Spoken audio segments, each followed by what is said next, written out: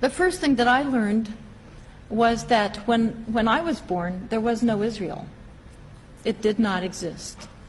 There was Palestine, a region that had been around, of course, for many centuries, and that, so the question is, if Israel didn't exist when I was born, where did Israel come from, and where did this conflict come from? To answer that question, you don't go back 1,000 years or 2,000 years or whatever. You just go back to the late 1800s, and you find that Palestine was under the Ottoman Empire. It was a multicultural land, about 80% Muslim, 15% Christian, 5% Jewish, all living on the land, all practicing their religions fairly harmoniously, without significant conflict at all. So what happened to this land? You don't change places chronologically, but you do geographically. And you discover that if you go to Europe, there was a movement in Europe that started in the late 1800s called political Zionism that developed a wonderful shining slogan, a land without people for a people without land. Zionism, political Zionism in particular, was the belief that there needed to be a Jewish state somewhere in the world. They considered Uganda, Argentina, they considered parts of North America for the Jewish state, and eventually they settled on Palestine because of biblical connections from 2,000 years before. Now, if you'll think of that slogan, a land without people for a people without land, that I grew up with, it sounds wonderful. I think we would endorse that, except it was not a land without people. It was fully inhabited. One of the early Zionists that came wrote back to his family back in Europe about what he had found, Palestine. The simile was to a bride. And he said, I have seen the bride. She is beautiful, but she is married. So sadly, nevertheless, the immigration continued by Zionists to Palestine to create a Jewish state. And as we know, indigenous populations do not, especially over time, welcome their colonists with open arms, especially as the colonists increase in number and as it becomes clear that the intention is to dispossess 95% of the people who are already there. As a result, there was the tragic but predictable violence, with innocent lives lost then as now on both sides, then as now the vast majority of them, the Palestinian Christians and Muslims. The immigration continued and the violence continued over the decades, jumping ahead now to 1947. After World War II, the British had taken over the mandate from the Ottomans after World War I. After World War II, the British finally, with all the violence between the two groups and against the British Empire as well, decided to turn over the question of Palestine to the United Nations to solve.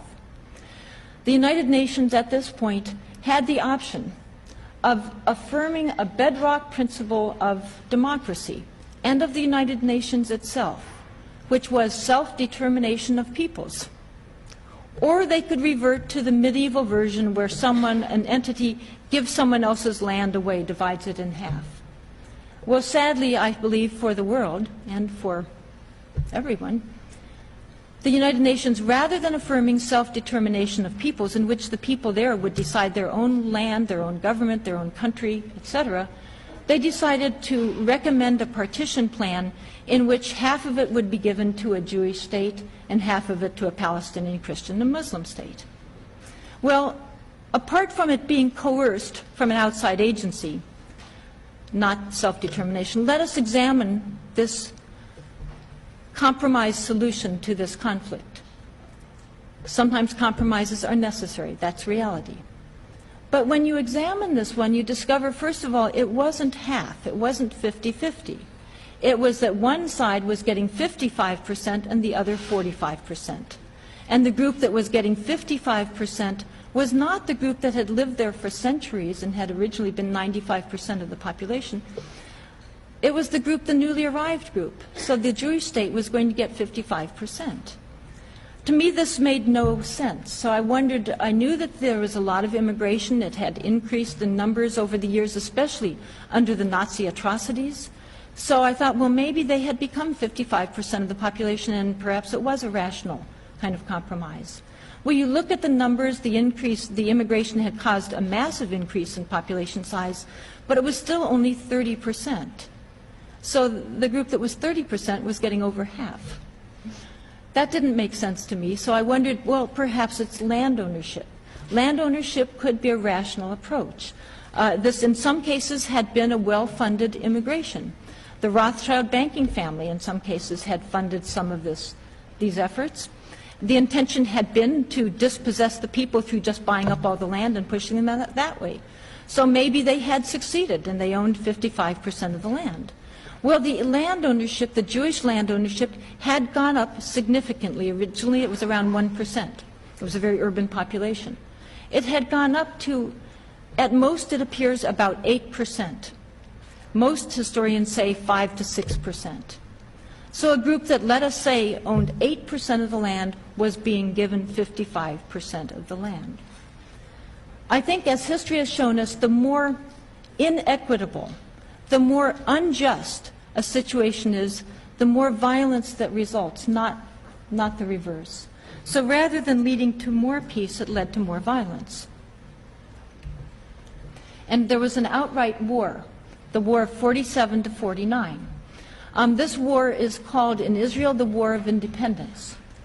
To Palestinians and most of the region, it's called the catastrophe, al-Nakba, because it was a massive humanitarian catastrophe in which at least 750,000 human beings, it's quite, the UN, I believe, or the British, some people say it was 800,000. It may have been even higher than that.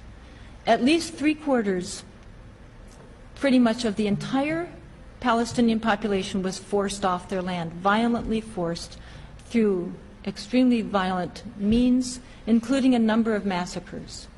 Much of this violence, and I believe half the massacres, occurred before Israel had even declared independence.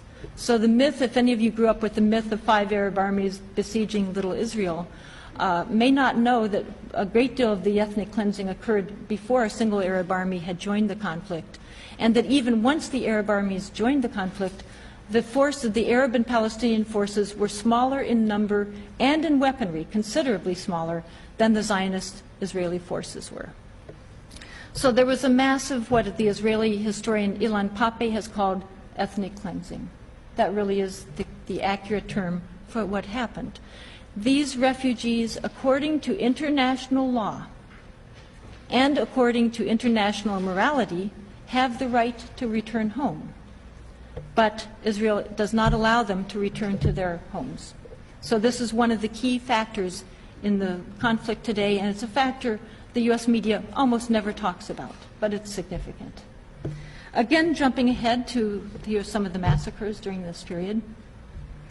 To 1967, we find that Israel attacked, at the end of that war, Israel had conquered 78% of Palestine, so the Palestinians were down to 22%. Then in 1967, Israel again attacked its neighbors, as it did in every single war except for one. And in this case, they conquered the West Bank, the Golan Heights, and the Gaza Strip. These are occupied territories. They are not part of Israel, except for Israel decided to annex the Golan Heights. The people there don't agree to that, but that's what Israel did. The West Bank and Gaza Strip are occupied territories. They are not part of Israel. They are Palestinian territories. During this period, by the way, Israeli forces, this was the Six-Day War, also attacked a U.S. Navy ship operating in international waters, the USS Liberty.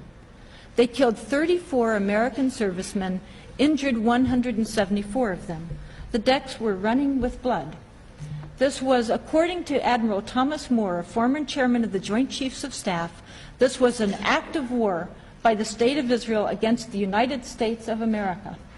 And this was an act of murder against American servicemen. Again, according to Admiral Thomas Moore, testifying on Capitol Hill, I believe it was in 2003. I was there. Highly significant testimony, not reported in the American media. If you look on our website, you will see it's in the congressional record, an op-ed